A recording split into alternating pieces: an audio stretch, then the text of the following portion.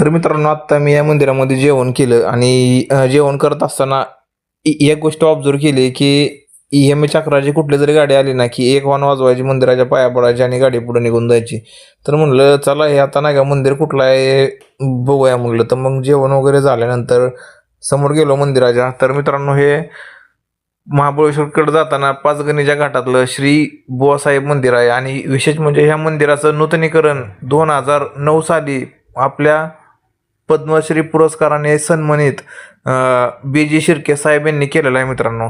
तर असं काहीच हे मंदिर आहे आणि मंदिराचा व्ह्यू जबरदस्त आहे. महाबळेश्वरकडे कधी पण जाताना पाचगणीच्या घाटामध्ये जर तुम्हाला हे मंदिर दिसलं तर मंदिरापाशी अवश्य थांबा, आजूबाजूचा निसर्ग बघा आणि पुढे जावा मित्रांनो. टेबल लाईन पॉईंटला माकडं लय प्रमाणात आहे ती. तर मी आज घरनं टिफिन आणला होता, तर 5 चपात्या आणल्या होत्या घरतून बांधून. त्यातल्या 3च चपात्या खाल्ल्या आणि 2 चपात्या माकडासाठी ठेवल्या होत्या, कारण मला माहिती होतं इथं लय माकडं आहे ती. आणि आपल्या माकडासोबत एक मस्तपैकी छान असा आपला व्हिडिओ पण घ्यायचा होता माकडासोबत. तर कारण रोहीला माकडं लय आवडतात ना, तर ती माझ्या माकडासोबत बैल ना व्हिडिओ, तर जेव्हा मी अपलोड केला ना व्हिडिओ ती जबरदस्त खुशी होणार. तर त्यासाठीच 2 चपात्या उरून आणल्या होत्या. चला आता काय करू, बॅगेतून हळू चपाती काढू आणि माकडांना टाकू. आता ही समोर सगळी माकडंच आहे ती, पण कसं आहे माकडांसमोर जर बॅग उघडली ना तर माकडं बॅग आणि चपात्या दोन्ही ओढून नेतील सोबत. मला बॅगेतून चपात्या काढतो. ही आहे भावांनो चपात्याची बॅग, त्याच्यामध्ये येत्या 2 चपात्या. ते बघा म्हणलं का नाही, इकडे बघा माकडांचं प्रमाण लय म्हणलं का नाही इकडे.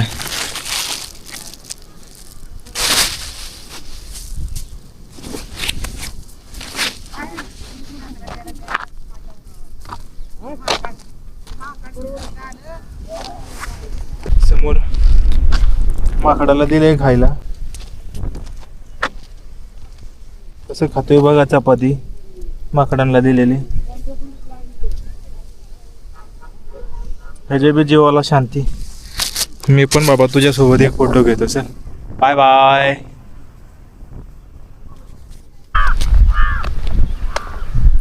किती सारे माकडं आहेत इथे. दिवसभर उन्हाचा तडाखा होता त्याच्यामुळं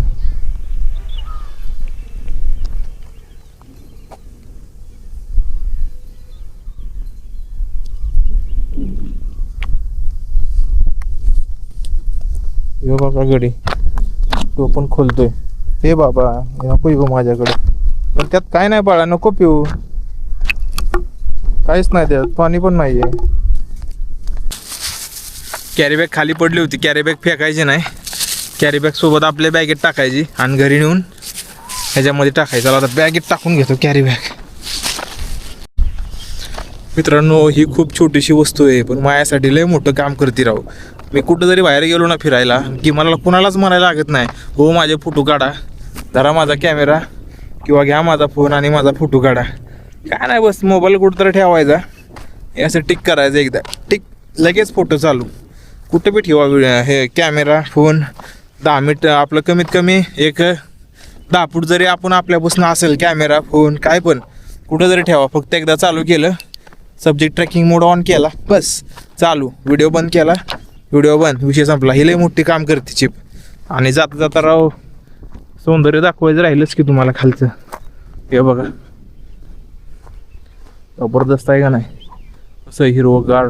हा आता उन्हाळा चालू होतोय, आपल्या इकडे सगळी झाडं सुकून गेले ती, पण इथली हिरवळ बघा आणखी कमी झाली नाही. कसं आहे काश्मीर सारखं आहे का नाही सेम. हा शिमला मनाली महाबळेश्वर काही कमी नाही कोणाला. म्हणजे आणखी महाबळेश्वरमध्ये पोचायचं आता पाचगणीमध्येच आहे टेबल लँडला, पण जबरदस्त इथला पण येऊ. सकाळी ज्या वेळेस निघालो ना घरातून तर आपल्या इथं 35 म्हणजे नाही का 34-35 होतं आपल्या इथं टेम्परेचर. आणि जसं इथं आलो पाचगणीमध्ये तर डायरेक्ट 22वर आलं टेम्परेचर. तर उगाच नाही ते म्हणत थंड हवेचं ठिकाण. खरंच इथं हवा खूप थंड चालते आणि वारा पण जबरदस्त येते आणि सोबतच हिरवळ बघा की कशी आहे एकदम. आपल्या इकडं जशी पावसाळ्यात असते ना तशी इथं एकदम हिरवळ आहे बघा. नाही आत्ता उगवल्यासारखी झाडं आहे ती सगळी. हा एवढ्या हाईटवर असून पण पाणी वगैरे कसं यांना पोचत असेल.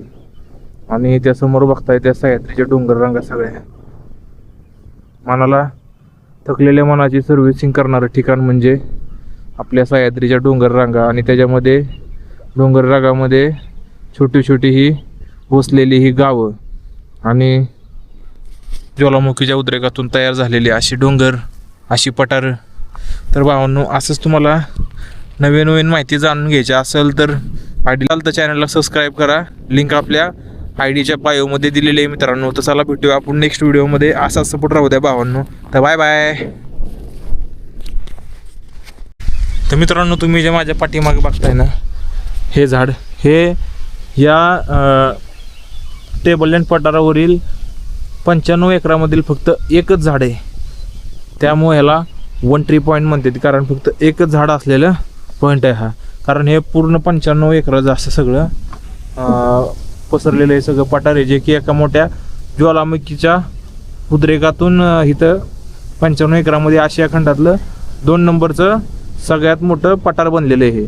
आणि तिथं फक्त एकच झाड आहे ह्याच्यावरती. आणि अशा झाडाखाली मी थांबलेलो आहे मित्रांनो. मी असेच नवीन नवीन व्हिडिओ दाखवत असतो. ह्याच्यासाठी तुमच्या भावाला काय नाही करायचं, फक्त फॉलो करायचं आहे मित्रांनो. आणि तुम्ही जर हा व्हिडिओ यूट्यूबला बघत असाल ना, तर माझ्या चॅनलला सबस्क्राईब करायचं. आय डीमध्ये तुम्हाला माझ्या चॅनलची लिंक भेटून जाईल मित्रांनो. तर कसं काय वाटला व्हिडिओ कमेंटमध्ये सांगा, आवडल्या. तर मित्रांनो, मी आहे वैभव आणि आत्ता मी आहे टेबल लँड पॉईंटवरती. तर ज्यावेळेस पाऊस चालू असतो ना मित्रांनो, त्यावेळेस इथं एवढा जोराचा पाऊस पडतो आणि तो समोर बघताय का, तिथून असा जोराचं पाणी खाली वाहत जातं आणि खालच्या बाजूला एक जबरदस्त असा वॉटरफॉल तयार होतो, जो की खाली जो आपला नाही का रस्ता आहे का, तिथून तो बऱ्यापैकी चांगला दिसतो वॉटरफॉल. तर आता पठारावरती अशा प्रकारे लोकांची गर्दी व्हायला चालू झालेली आहे. कारण इथं संध्याकाळच्या वेळेस ज्यावेळेस सूर्य मावळायची वेळ असते, त्यावेळेस इथं बरेच नाही का लोकांची गर्दी होत असते. कारण जे समोर जो सह्याद्रीचा तुम्हाला सह्याद्रीची जी पूर्ण डोंगर रांग दिसते, त्याच्या खाली जाणारा सूर्य आणि इथं थांबलेले लोक आणि ही चालणारी गार हवा, इथलं वातावरण संध्याकाळी 6च्या नंतर जबरदस्त असतं होऊन जाते. त्याच्यामुळं आता मी पण हे बघायला थांबलो असतो, पण आपल्याला संध्याकाळचा स्टे करायचा आहे आता भिलारमध्ये, जे की पुस्तकाचं गाव म्हणून फेमस आहे महाराष्ट्रामध्ये. तर पुस्तक प्रेमींनो, प्लीज तो व्हिडिओ तुम्ही नक्की बघा. तर तिथं आपल्याला संध्याकाळी स्टे करायचा आहे. तर रूम वगैरे शोधायचे आपल्याला तिथं जाऊन, तिथं आपला उशीर होईल म्हणून आता आपण इथून निघतोय. कारण आपलं रूम वगैरे शोधायचे आणि बाकीची पण अरेंजमेंट आपल्याला बरीच करायची. नाही तर आपल्याला सनसेट होईपर्यंत इथं मी थांबलो असतो मित्रांनो. पुढे सगळे जाऊन अरेंजमेंट करायचे. तर चला आता आपण भेटूया डायरेक्टली नेक्स्ट व्हिडिओमध्ये भेटूया आता.